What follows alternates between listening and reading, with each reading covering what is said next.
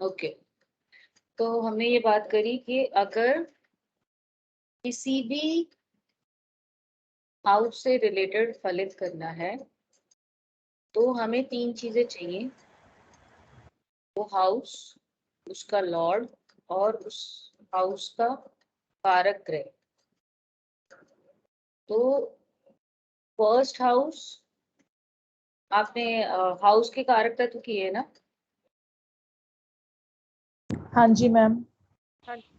ठीक है, तो आप खोलो एक रोल नंबर और फर्स्ट हाउस का जो भी कारक तत्व पता है वो बोलेंगे। सुमन जी। जी, जो फर्स्ट हाउस है उसके कारक तत्व में फिजिकल अपीयरेंस, बॉडी स्ट्रक्चर, आपके हेड को दर्शाता है, और बाकी बचपन, ये पद प्रतिष्ठा, कद काठी, रंग रूप, व्यवहार, चलने फिरने का तरीका, काम करने का तरीका। पद प्रतिष्ठा is not first house.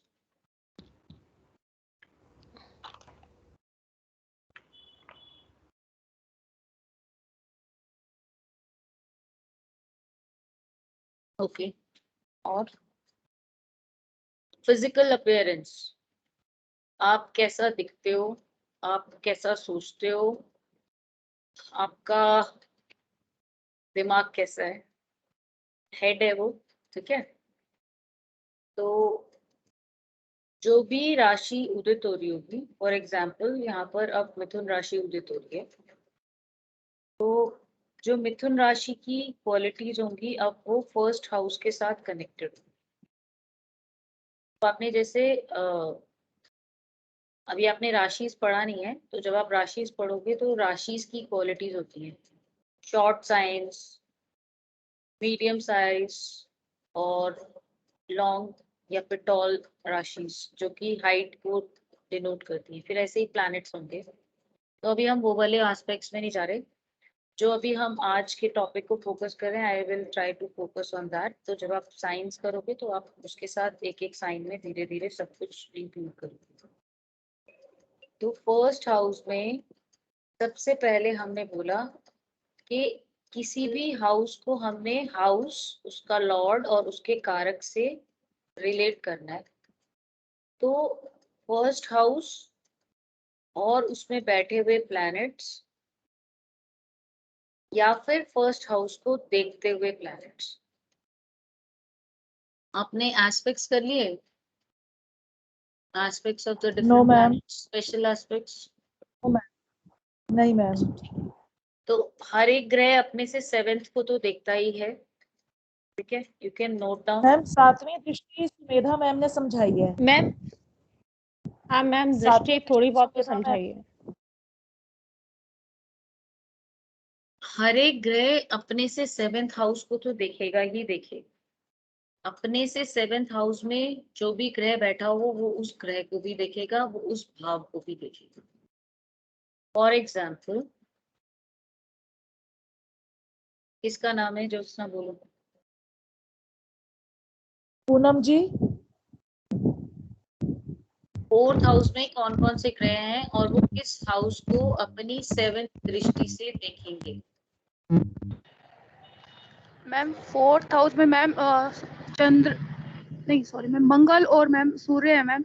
Ma'am सूर्य सातवीं दृष्टि से मैम 10वें घर को देखेगा, और मंगल मैम मैम फोर्थ हाउस को देखेगा मैम, और मैम 10वें घर को देखेगा, और मैम 11वें घर को देखेगा। अच्छा, आपने स्पेशल एस्पेक्ट्स यूज किया। मंगल की 3 दृष्टियां होती हैं, सभी लोग लिख लें। फोर्थ एस्पेक्ट, जिससे कि वो सेवेंथ हाउस को देखेगा, सेवेंथ एस्पेक्ट और एट्थ एस्पेक्ट। हर एक ग्रह की सेवेंथ एस्पेक्ट तो होती ही होती है, लेकिन हमारे जो आउटर प्लैनेट्स हैं उनकी दृष्टियां कुछ स्पेसिफिक होती है। जैसे कि मंगल, इसकी चौथी दृष्टि भी रहती है, तो अपने से चौथे भाव को भी देखता है, फिर अपने से 7वें भाव को भी देखता है और अपने से 8वें भाव को भी देखता है। ऐसे ही जुपिटर, सेवेंथ दृष्टि तो कॉमन है सभी की, तो जुपिटर की भी होगी। आउटर प्लैनेट है, अपने से 5th हाउस को देखता है और अपने से 9th हाउस को भी देखता है। यानी कि ग्रह जहां पर भी बैठा हो उससे अलग अलग भावों में आउटर प्लैनेट्स की स्पेशल एस्पेक्ट्स होती हैं। मंगल, आई रिपीट, जिस भाव में बैठा होगा उस भाव से काउंटिंग स्टार्ट करते हुए उस भाव से जो चौथा भाव होगा उस पर चौथी दृष्टि डालेगा। मंगल जहां बैठा हो उस भाव से काउंटिंग स्टार्ट करके जो 7th हाउस पड़ेगा उस पर वो अपनी 7वीं दृष्टि डालेगा। मंगल जहां बैठा हो उस भाव से काउंटिंग स्टार्ट करके जो भी 8th हाउस बनेगा, मंगल उस अपने भावगत स्थिति से अष्टम भाव पर दृष्टि डालेगा। फॉर एग्जाम्पल गिवन चार्ट में जो कि स्क्रीन पर है, मंगल 4th हाउस में बैठा हुआ है और कन्या राशि में बैठा है। तो काउंटिंग वी विल स्टार्ट जहां वो बैठा हुआ है। तो मंगल की चौथी दृष्टि देख रहे हैं अभी हम। तो पहली जिस हाउस में वो बैठा है उसको पहला हाउस काउंट करा, सेकेंड हाउस नेक्स्ट हाउस को काउंट करा, थर्ड हाउस उससे नेक्स्ट हाउस को काउंट किया और फोर्थ हाउस उससे नेक्स्ट हाउस को काउंट किया। तो मंगल 4th दृष्टि से धनु राशि को देख रहा है और लगन से 7th हाउस को देख रहा है। एक तरीका बोलने का ये हुआ। दूसरा तरीका क्या होगा, मंगल चौथी दृष्टि से सप्तम भाव को देख रहा है। मंगल चौथी दृष्टि से 7th लॉर्ड जुपिटर को देख रहा है। मंगल चौथी दृष्टि से राहु को देख रहा है। मंगल चौथी दृष्टि से बृहस्पति और राहु को सप्तम भाव में देख रहा है। ठीक है, आई रिपीट अगेन, हर एक आउटर प्लैनेट की स्पेशल दृष्टियां हैं। मंगल की चौथी, 7वीं और 8वीं दृष्टि है। ग्रह जिस भी भाव में बैठा होगा उस भाव से भाव की काउंटिंग स्टार्ट करनी है और काउंटिंग एंटी क्लॉकवाइज डायरेक्शन में करनी है। जिस हाउस में ग्रह बैठा हो वो फर्स्ट हाउस होगा और फिर उससे आगे हम काउंटिंग स्टार्ट करें। ज्योत्सना किसी का नाम बोलो। केसी गुप्ता जी। केसी गुप्ता जी बताइए, मंगल की सॉरी मैम, 8वीं दृष्टि। सॉरी मैम, रीमा जी का नाम छूट गया। रीमा जी। हाँ जी मैम। मंगल की 8वीं दृष्टि कौन से भाव पर पड़ेगी? मंगल की 8वीं दृष्टि 11वें भाव पे पड़ेगी ठीक है। और वो मंगल, हाँ बोलो का ही बोलो। मंगल उसी का वो है, लॉर्ड भी है। 11th लॉर्ड भी है, ठीक है, गुड। अब मेरा क्वेश्चन है, नेक्स्ट क्वेश्चन कौन है? केसी गुप्ता जी। जी जी मैडम। मंगल किन किन भावों को अपनी अलग अलग दृष्टियों से देख रहा है? चौथी, 7वीं और 8वीं दृष्टि से देख रहा है। अभी कौन कौन से भाव में वो बताता हूँ मैं। सप्तम भाव में कौन सी दृष्टि वो भी बताइए। सप्तम भाव में चौथी दृष्टि है मैम। और 10वें भाव में 7वीं दृष्टि है और 11वें भाव में 8वीं दृष्टि है। Very good. अब आप यही भाषा को बदल करके जो जो राशियां इन भावों में है या फिर जो जो ग्रह इन भावों में है, जैसे मैंने आपको भी अलग अलग बताया था बोलकर, उस तरीके से इस भाषा को बदलकर सेम मंगल की दृष्टियों के अंतर्गत बोलिए। मंगल सप्तम भाव को भाव में गुरु और राहु को देख रहा है और चौथी दृष्टि से देख रहा है। जी हाँ, मैं वो भूल गया। चौथी दृष्टि से मंगल 8वीं दृष्टि से दशम भाव को देख रहा है जिसमें मीन राशि है। 8वीं दृष्टि से देख रहा है, सॉरी 7वीं दृष्टि से, गलत बोल गया। 7वीं दृष्टि से जिसमें मीन राशि है। और मंगल 8वीं दृष्टि से 11वें भाव को देख रहा है जिसके अंदर मेष राशि है, जिसका स्वामी ठीक। मंगल है। Very good. किसी को ये बात या ये भाषा, ये बोलने का तरीका अगर समझ नहीं आया तो बताइए, वी कैन रिपीट। मैम एक क्वेश्चन है, इसमें हम जो राशि है उसको भी मेंशन करेंगे, जैसे मंगल 8वीं दृष्टि से एरीज को देख रहा है, एरीज राशि को देख रहा है 11वें भाव में। जब हम जेमिनाई पढ़ते हैं, जेमिनी एक अलग से सब्जेक्ट रहेगा जिसमें राशियों का बहुत महत्व रहता है, तो हम वहाँ पे राशियों को लेकर बहुत बातें करेंगे। तो आपको दोनों ही तरीके से बोलना आना चाहिए कि भाव और उसमें बैठी हुई राशि, लेकिन पराशरी में हम स्पेसिफिकली राशियों को लेकर बात नहीं करते, बट आपको ये पढ़ना तो आना ही चाहिए।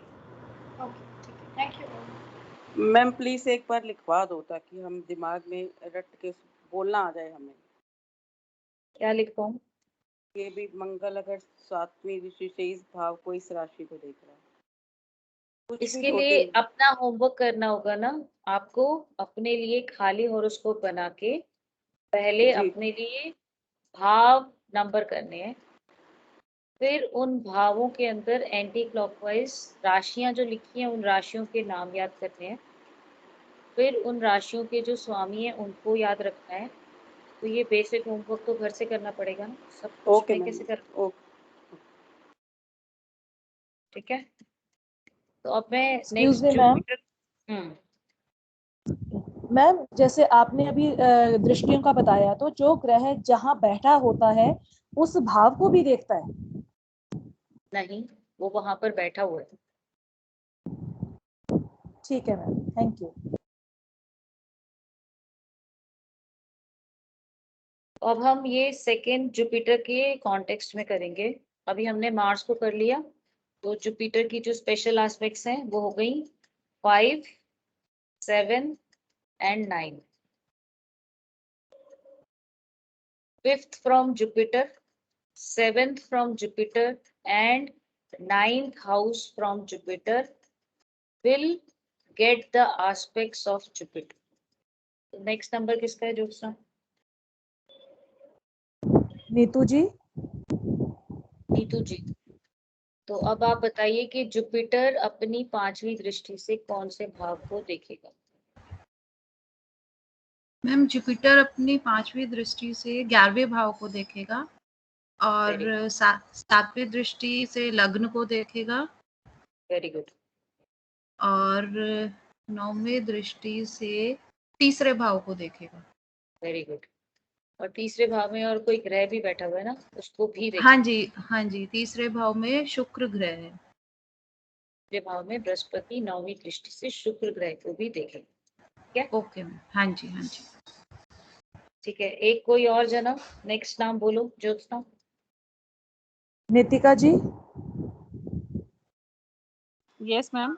आप अच्छा okay, I will just rotate this chart ताकि आपका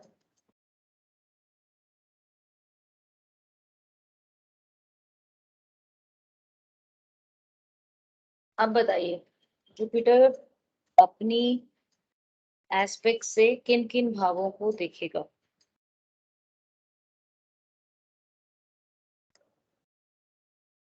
मैम जुपिटर की 5वीं दृष्टि 5वें घर पर है जहाँ पर मेष राशि है। यस। और जुपिटर की 7वीं दृष्टि 7वें घर पर है जहाँ पर मिथुन राशि है। और जुपिटर राशि के अंदर और ग्रह भी बैठा है ना एक, और वह केतु को देखेगा यहाँ पर। Right, very good. और जुपिटर की 9वीं दृष्टि 9वें घर पर है जहाँ पे सिंह राशि है और वह वीनस को देख रहा है। वेरी गुड, ठीक है। अभी सबको क्लियर है या किसी को समझ में नहीं आया? किसी को डाउट है?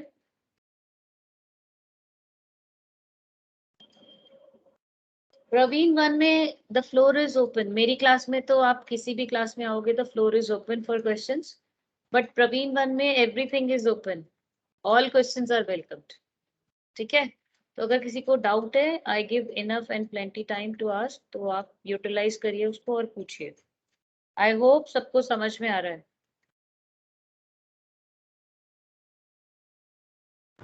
यस मैम, आ रहा है। Yes ma'am. ठीक है, अब हम स्पेशल एस्पेक्ट कर रहे हैं शनि की। तो शनि की, वो भी आउटर प्लैनेट है, उसकी स्पेशल एस्पेक्ट है 3, 7, 10।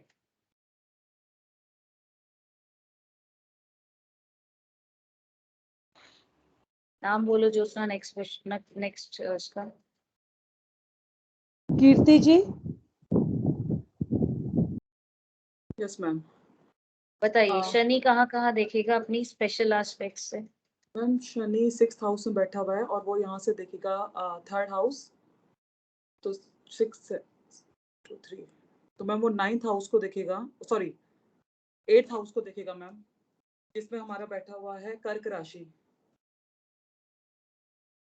जिसमें कर्क राशि है, ठीक है। Yes ma'am. उसके बाद मैम शनि की है 7वीं दृष्टि 12th हाउस में मैम, जिसमें है मैम वृश्चिक राशि है और साथ में चंद्रमा बैठे हैं। और मैम उनकी है फिर 10वीं दृष्टि 3rd हाउस में मैम, जिसमें कुंभ राशि है। वेरी गुड, ठीक है। एक और जने का नाम बोलो ज्योत्सना। मैम एक राउंड तो कंप्लीट हो गया, मेरी बारी कोई होगी बात अब नहीं, इसमें। हाँ तो अब आप ही बोल दो। नहीं हाँ तो जी। आप पिछली बार की तरह वो दूसरी एक लड़की नाराज हो गई थी कि मेरे से नहीं पूछा। हाँ जी, अगर किसी का नाम भी रह गया तो प्लीज बता दीजिए। हाँ मैडम, हमारा भी नाम रह गया है। सर अच्छा, आप बोल आप लीजिए पहले। ठीक है शनि मैम। की किन किन भावों पे दृष्टियां पड़ रही हैं? जी हाँ मैम, मैं बताता हूँ मैम। शनि जो है 12वें भाव में बैठे हुए हैं और ये तीसरी दृष्टि इनकी दूसरे भाव में पड़ रही है, जिसमें कि कर्क राशि है। Very good.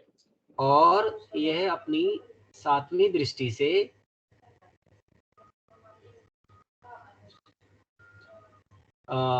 षष्ठम भाव को देख रहे हैं, जिसमें वृश्चिक राशि है और चंद्रमा पे इनकी दृष्टि पड़ रही है 7वीं। Very good, yes. और 10वीं दृष्टि शनि जी की 9वें भाव में पड़ रही है, जिसमें कि कुंभ राशि है। वेरी गुड, ठीक है। आस्था जी का भी नाम रह गया है शायद। आस्था जी, आपका नाम रह गया है ना? नहीं मैम, एक बार ही हो गया है मेरा पहले। अगर किसी और का रह गया तो प्लीज बता दीजिए। दृष्टि में मेरा नहीं लिया है। जिसका नहीं हुआ वो बोलिए। जुपिटर की दृष्टियों के बारे में बताइए। मैंने चार्ट रोटेट किया, लगन रोटेट कर दिया, अब बताइए।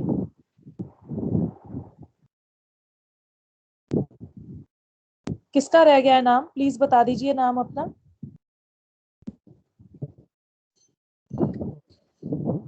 ठीक है मैम, फिर मैं ही बता देती हूँ अगर किसी और का नहीं हाँ रहता। बताइए, जिसका रह जाएगा, जिसको याद आ जाएगा बता देना, वो ज्योत्सना के बाद बोल देगा। सुमन शर्मा ठीक है, आप मैम ज्योत्सना के आपका बाद तो नाम मैंने लिया था शायद। मैम मैंने दृष्टियों में आपका नहीं नाम लिया तो था लिया था ज्योत्सना। अच्छा नहीं, कोई बात अभी नहीं, तो एक ही ज्योत्सना राउंड अभी लिया आप था, बोल उससे लो पहले। और इसके बाद सुमन बोल लेंगी, ठीक है। ज्योत्सना आप बताओ, जुपिटर की दृष्टियां किन किन भावों पे पड़ेंगी? मैम जुपिटर स्वयं तो अपनी ही राशि में बैठे हैं 10वें भाव में, और उनके साथ राहु भी हैं। और जुपिटर बिल्कुल ठीक, एक तो उनकी 5वीं दृष्टि पड़ेगी 1 2 3 4 5 दूसरे भाव में जहां पर मेष राशि है और वो खाली है, वहां पे कोई ग्रह नहीं है। और उनकी 7वीं दृष्टि पड़ेगी चौथे भाव में, जहां पर मिथुन राशि है और केतु बैठे हैं। और उनकी 9वीं दृष्टि पड़ेगी 6ठे भाव में, जहां पर सिंह राशि है और वहां पर शुक्र है। Very good. सुमन जी अब आप बता दीजिए शनि की दृष्टियां। हाँ मैम, शनि की दृष्टि होती है 3, 7 एंड 10। जो शनि है यहाँ पे बैठे हुए हैं 3rd हाउस के अंदर, तो उनकी जो तीसरी दृष्टि पड़ेगी 1 2 3 5th हाउस पे पड़ेगी जहाँ पे कर्क राशि है। Very good. हाँ, 6th एंड 7th दृष्टि पड़ेगी 7वें भाव पे जहाँ पे कन्या राशि है, उनका बुध स्वामी है और वहां पे ठीक से काउंट करो। 1st 2nd 3rd 4th 5th 6th 7th ma'am 9th house में पड़ेगी 7th दृष्टि। हाँ, जहाँ पे वृश्चिक राशि है और वहां पे जो है मून बैठे हुए हैं, चंद्रमा, ठीक है। एंड 10th जो एस्पेक्ट इसका जो पड़ेगा मैम, शनि का 10th एस्पेक्ट पड़ेगा 8 9 10th 12th हाउस पे जहाँ पे कुंभ राशि है। ठीक है, तो सबको क्लियर है ये एस्पेक्ट्स का कॉन्सेप्ट। अभी एज यू विल ग्रो आपको अलग अलग कॉन्सेप्ट्स में ये बाद में बताया जाएगा कि अलग अलग दृष्टियों से अलग अलग फलित किया जाता है। तो that is not the course of Praveen 1, so I will not touch that.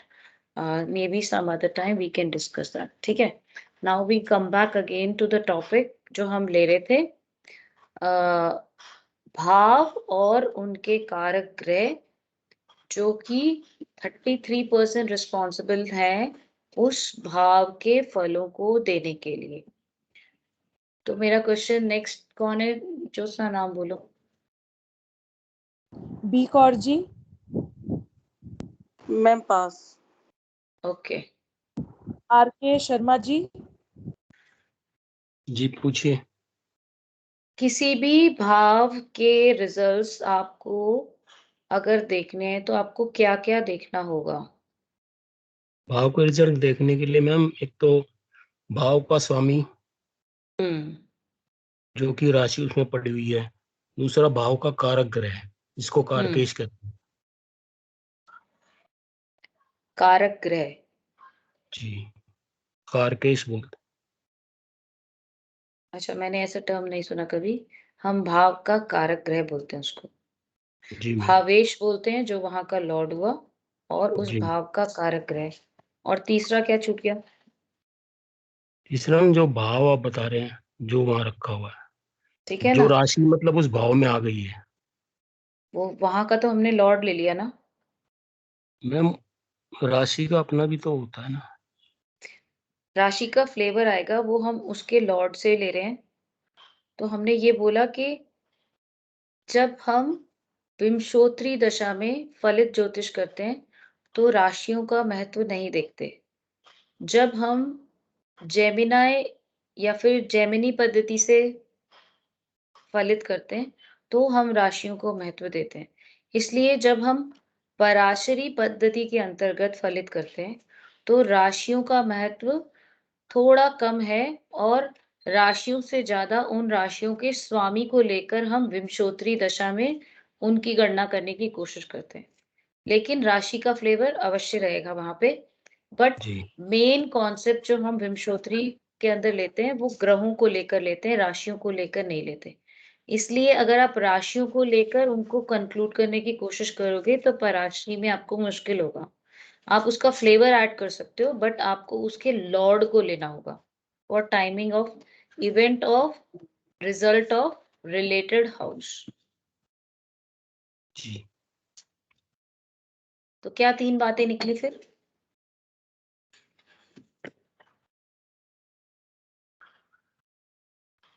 क्या 3 बातें निकली किससे, जिनसे हम किसी भी भाव के रिजल्ट को जज करेंगे? मैम इसमें दृष्टि को शामिल कर सकते हैं। अब वो एडिशनल है। बेसिक 3 बातें क्या हुई?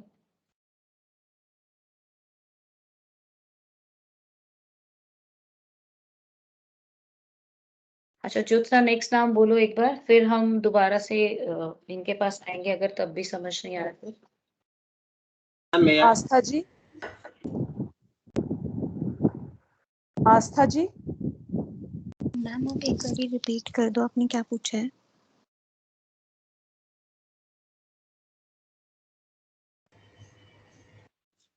अगर किसी भी हाउस से रिलेटेड आपको रिजल्ट देखना है तो आप किन चीजों को जज करोगे और ये देखोगे कि रिजल्ट अच्छा मिलेगा या नहीं मिलेगा, क्या क्या देखोगे आप?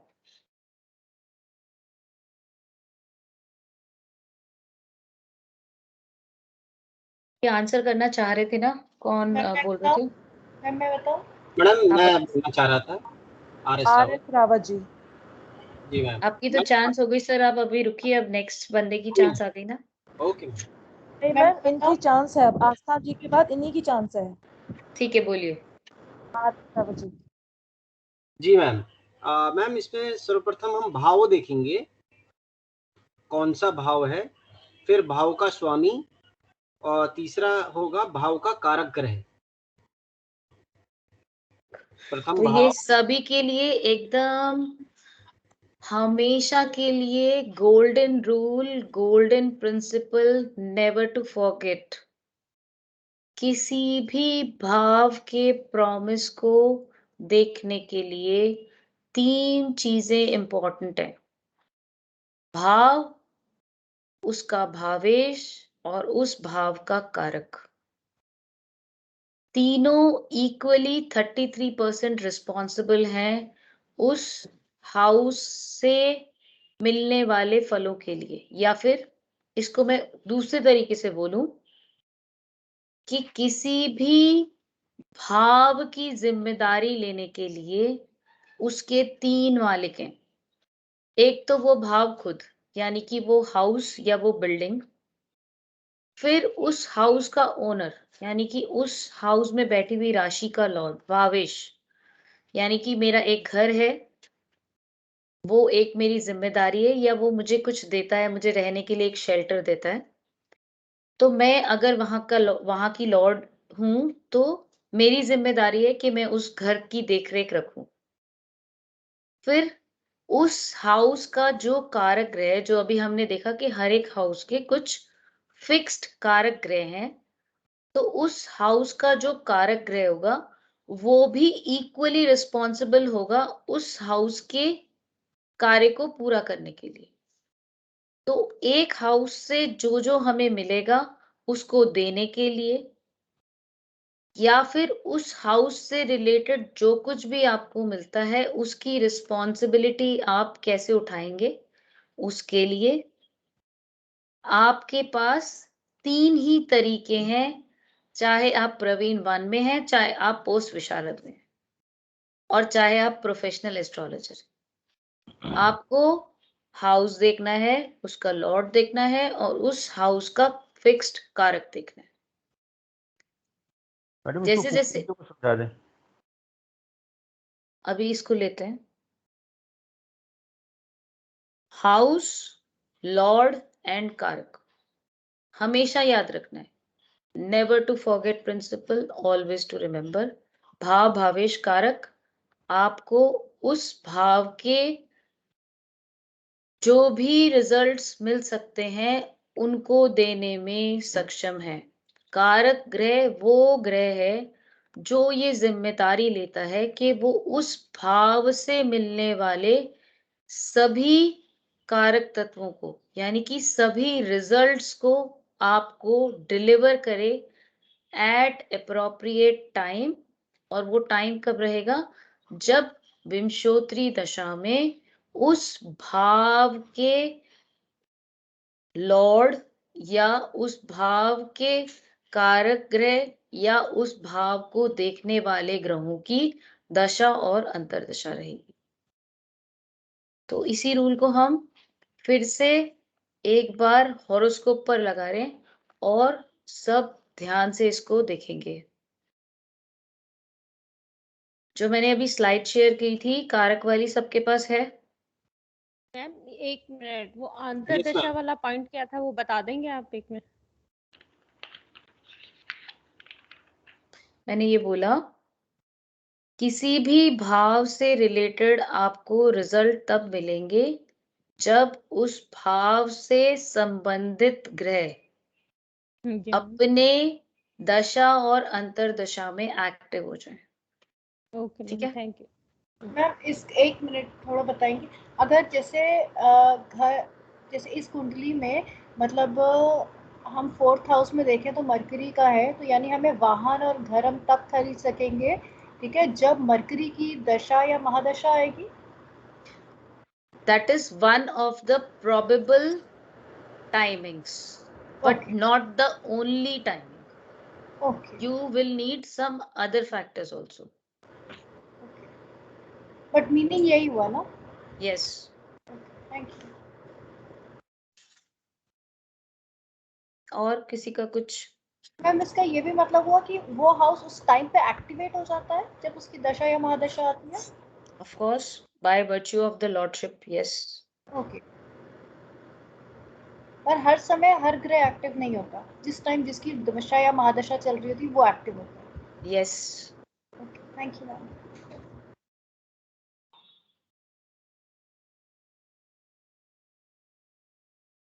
और कोई सवाल? मैडम ये विम शोहोत्री और ये दशा महादशा ये सब ऊपर से निकल गई मैम, ये इसके बारे में कुछ मालूम? अभी ये टाइमिंग ऑफ इवेंट्स के लिए अभी आप सुधा मैम के साथ ये बहुत बहुत बड़ा वाला काम करेंगे, तो वो आपको ये रोज रोज सिखाएंगी कैसे निकालना है। तो this will come to you in near future, not the part of this subject. Sudha ma'am करवाएंगे आपको। ओके। ये जो 3 चीज आपने बताई इस कुंडली पे अगर आप लगा करके थोड़ा हाँ लगाएंगे बिल्कुल। जी ठीक है।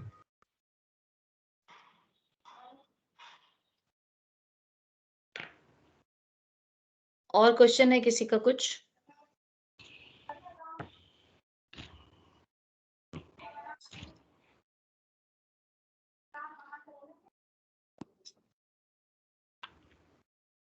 सबका क्लियर है? ओके। तो हमने बोला फर्स्ट हाउस को ले लेते हैं हम। सबसे पहले हमको अपने लिए ये अलग करना होगा कि हाउस अलग से देखने का तरीका है, लॉर्ड अलग से देखने का तरीका है, कारक अलग से देखने का तरीका है। हर एक की अपनी अलग इवैल्यूएशन है। अगर हम किसी भी भाव को इवैल्यूएट करना चाहते हैं तो उस भाव पर किन किन ग्रहों की दृष्टियां पड़ रही हैं, उस भाव में कौन सा ग्रह बैठा हुआ है, इस चीज को देखना होगा। और जो ग्रह उस भाव से संबंध बना रहा है वो ग्रह क्या नैसर्गिक शुभ ग्रह है, वो ग्रह क्या नैसर्गिक पाप ग्रह है, वो ग्रह क्या उस गिवन लगन के लिए खराब भावों के लॉर्ड का स्वामी है, वो ग्रह उस पर्टिकुलर हॉरोस्कोप में पीड़ित है या फिर स्ट्रॉन्ग है या फिर वीक है। ये सब factors over a period of time इस जजमेंट में हेल्प करेंगे कि किस तरीके से उस भाव से जो रिजल्ट मिलते हैं उसकी क्वालिटी चेंज हो। फॉर एग्जाम्पल फर्स्ट हाउस भाव। तो अब मेरा क्वेश्चन है, जो उसका रोल नंबर बोलो। सुमन जी। फर्स्ट हाउस में कौन सा ग्रह बैठा है या फर्स्ट हाउस को कौन से ग्रह देख रहे हैं?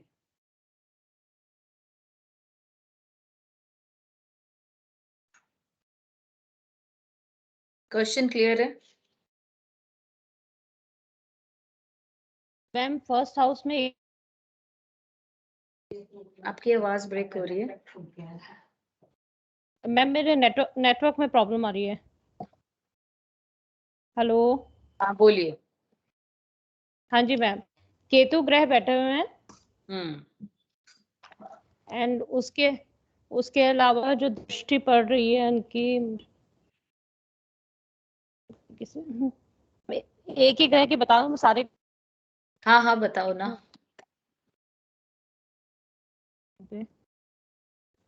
और किसी की दृष्टि पड़ रही है? अभी हमने बहुत सारी स्पेशल एस्पेक्ट्स करी थी।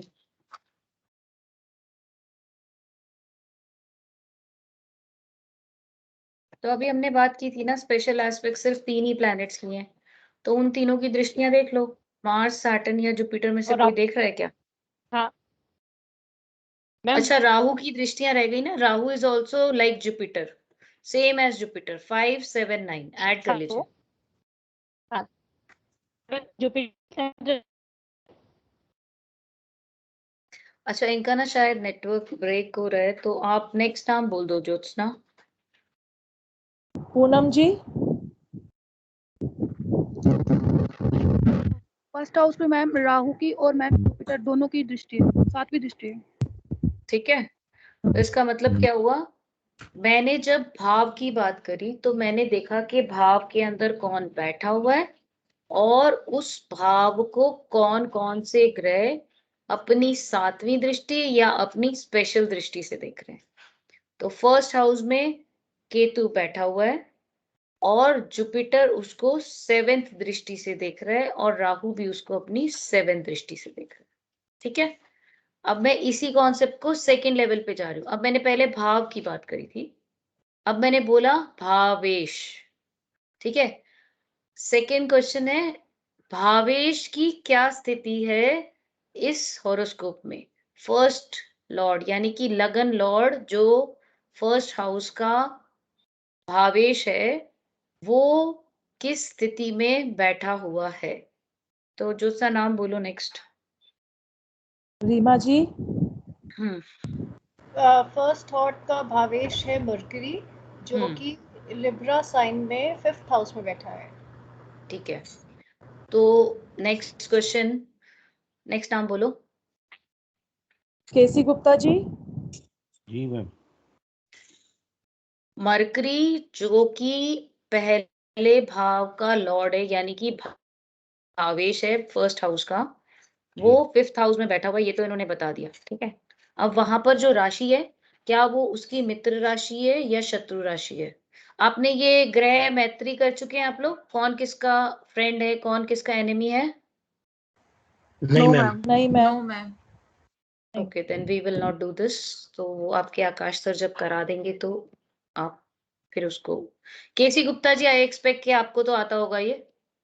नहीं मैडम, ये इसमें तुला राशि बैठी है बुध के साथ। बुध बुध तो तुला बुध और शुक्र क्या मित्र हैं या शत्रु हैं? नहीं बता पाऊंगा, नहीं याद। मैं बताऊं? बताइए। आपने पूछा बुध और शुक्र के बारे में ना? क्योंकि फर्स्ट का लॉर्ड मरकरी शुक्र की राशि तुला में बैठा हुआ है, तो क्या लग्नेश या फिर लगन लॉर्ड बुध जो शुक्र की राशि में बैठा है, क्या वो शत्रु राशि में बैठा है, मित्र राशि में बैठा है, खुद की राशि में बैठा है, नीच का है, उच्च का है? ये सब अभी हुआ नहीं क्या आपका? मैम ये अपने मित्र नहीं हुआ राशि में मैम। बैठा। शुक्र उसका मित्र है मैम बुध का, तो अपनी मित्र की राशि में बैठा है, मित्र के घर। इसका मतलब लग्नेश पंचम भाव में मित्र की राशि में बैठा। कौन बोल रहा है? आवाज ब्रेक हो रही है। कौन बोल रहे हैं?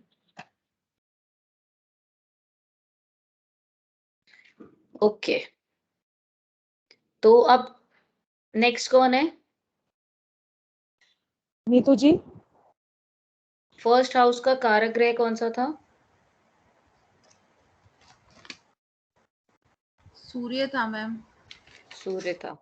तो अब आप देखिए कि सूर्य इस गिवन हॉरोस्कोप में अच्छा है, खराब है, कहाँ बैठा है? ओके, इससे 4th पहले फिर हाउस हमें में है मैम, लेकिन ये नहीं पता कि अच्छा है कि खराब है। ओके, ठीक है। अभी मुझे पता नहीं था कि आप लोगों ने कर नहीं रखा ये। आई थॉट कि आप लोगों ने ये कर रखा है। ओके, तो जब आपका हो जाएगा कि कौन किसका फ्रेंड है और कौन किसका एनिमी है, तो you can just add upon two the evaluation और फिर उससे आपका जो प्रेडिक्शन है वो थोड़ा और बेटर हो जाएगा। ठीक है, तो अब मैं नेक्स्ट जो क्वेश्चन पूछ रही हूँ वो 4th हाउस से रिलेटेड पूछूंगी। आंसर मुझे वैसे ही करना है, भाव, फिर भावेश और फिर कारक। बोलो नेक्स्ट किसका नाम है Jyotsna? Nitika ji. Yes ma'am. 4th house के तीनों टूल्स को यूज करके बोलना है ना? 4th हाउस, उसका लॉर्ड एंड उसका कारक। बताइए मैम चौथे भाव में कन्या राशि है और उसमें कन्या राशि का जो स्वामी है वो पंचम भाव में है। नहीं नहीं नहीं, पहले हाउस के अंदर कौन बैठा है और हाउस को कौन देख रहा है? अच्छा ठीक है मैम। चौथे भाव को में सूर्य और मंगल बैठे हुए हैं और मैम चौथे भाव को शनि की पांचवी दृष्टि नहीं होती।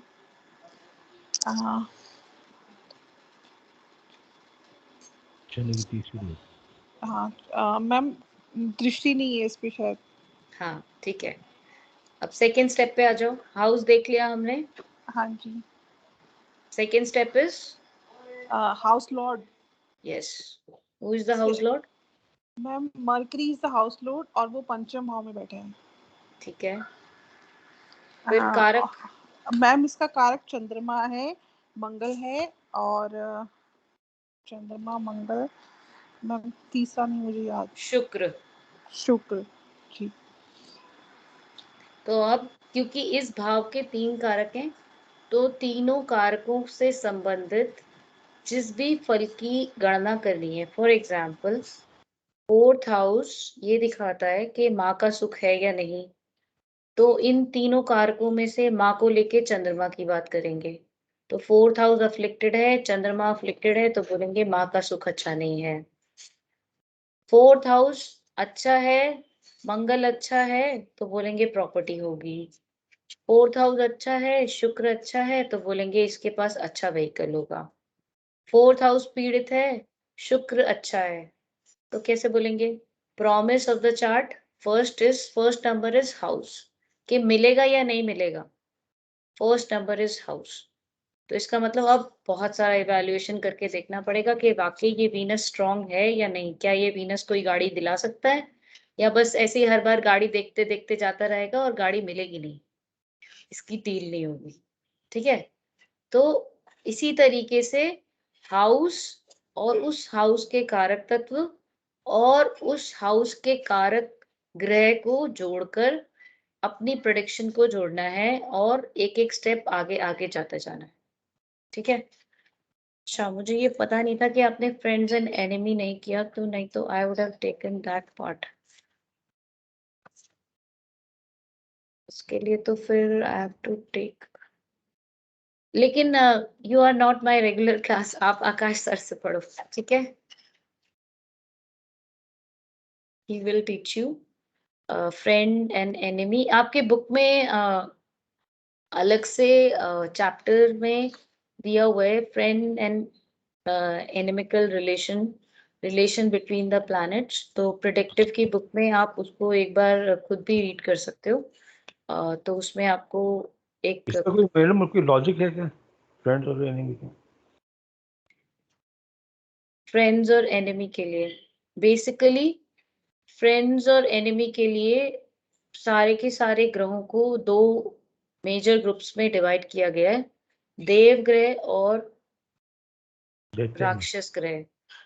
तो देव ग्रह एक ग्रुप है और राक्षस ग्रह दूसरा ग्रुप है। तो देव ग्रह वाले जो हैं आपस में एक दूसरे से फ्रेंडली हैं, और राक्षस ग्रुप वाले जो ग्रह हैं वो आपस में एक दूसरे से फ्रेंडली हैं।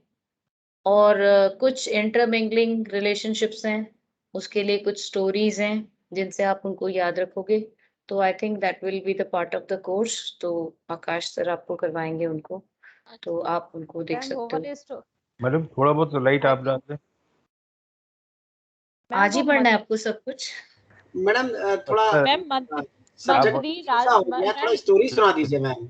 हाँ मैम, राजा रानी और वो राजकुमार और देवगुरु और राक्षस गुरु, इसके उस पर बेस्ड एक स्टोरी है ना, जिसके थ्रू हम याद रखते हैं कि किससे मैत्री है, किससे वो है दुश्मनी। तो आपको स्टोरी भी पता होगी अगर आपको ये पता है तो। मैम याद नहीं है पूरी, बट मैंने सुनी है ये। ओके, आई थिंक अभी तो आपका टाइम भी हो जाएगा। Okay, let me touch this topic and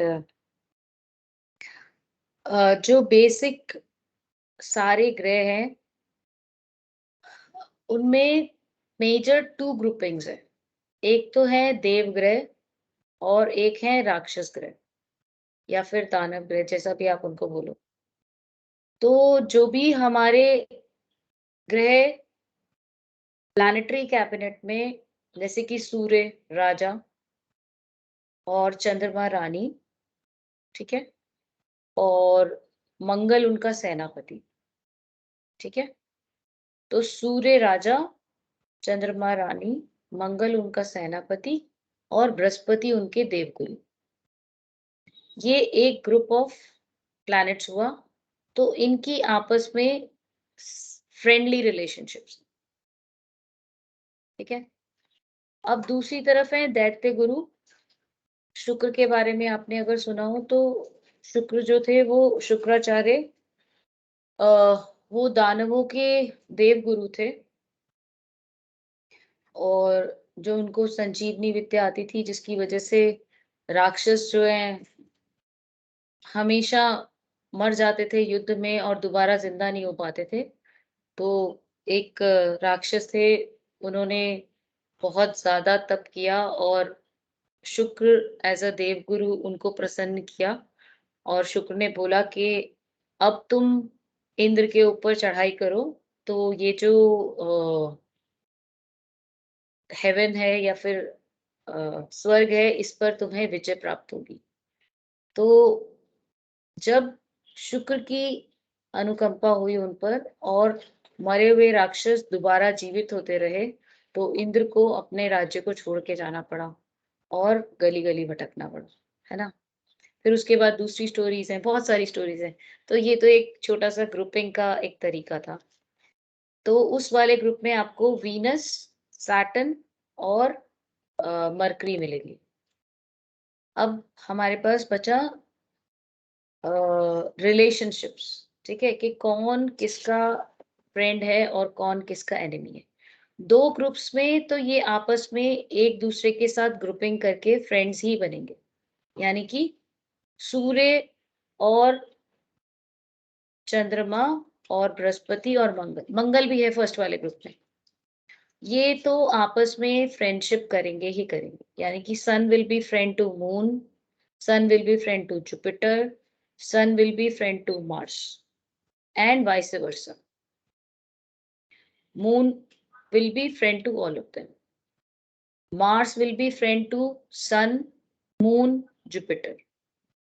तो कैसे भी आप घुमाओ, Jupiter will be friend to Sun, Moon, Mars.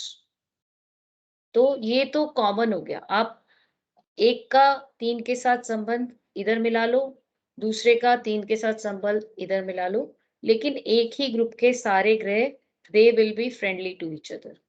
Same applicable to Danav group. Venus, Saturn, Mercury. They will be friend to each other.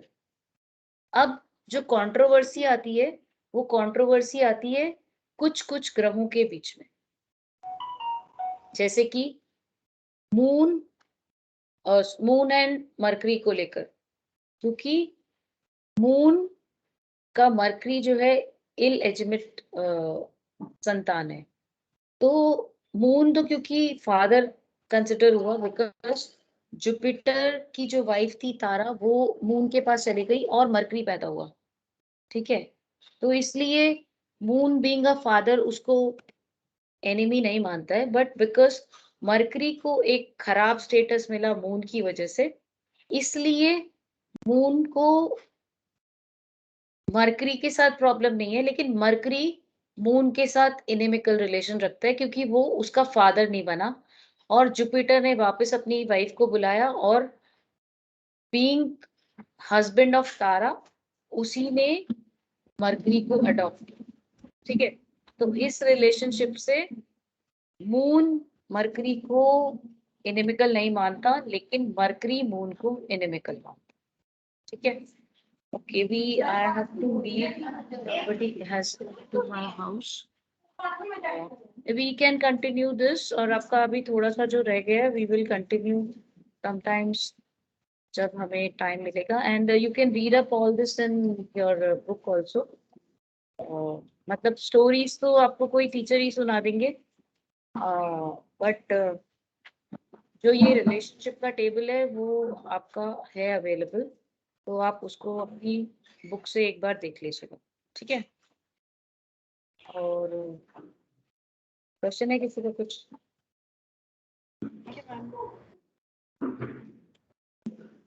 The table is available in the book.